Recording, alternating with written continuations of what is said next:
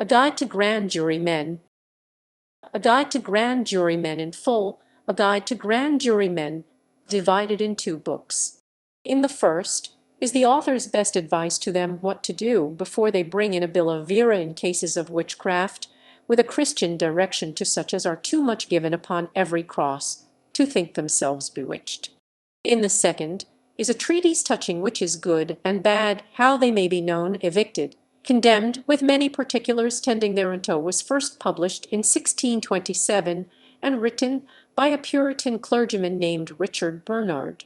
The work is a collection of 2 dissertations on the legal aspects of witchcraft and how those participating in the trials may be deceived by deceit and counterfeited accounts. It further elaborates on how many natural ills can be taken as bewitchment.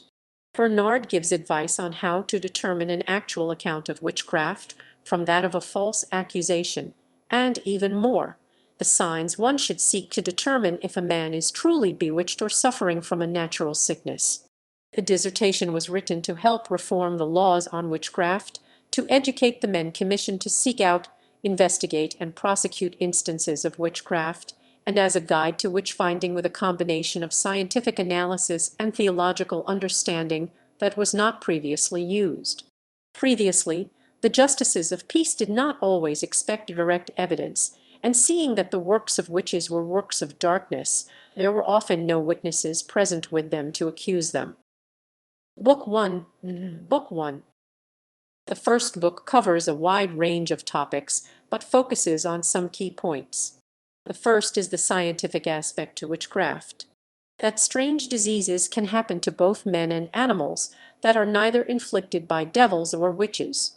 There were many who were falsely accused of witchcraft based on their natural ailments, but it was Richard Bernard's belief that men were also able to counterfeit various claims of bewitchment for their own financial, social, or political purpose, and that, if the devil were involved, he could work without the consent or association of a witch.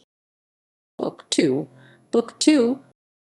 The second book delves into the study of demonology and the theology of witchcraft, and works to prove through theological study what witches are real and how a witch is said to enlist a spirit to conduct mischief and bewitch others.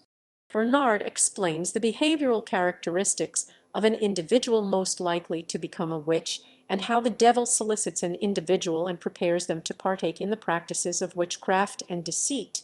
Bernard felt that a person who goes to a witch, wizard, or blesser for assistance is just as guilty of witchcraft in the biblical perspective.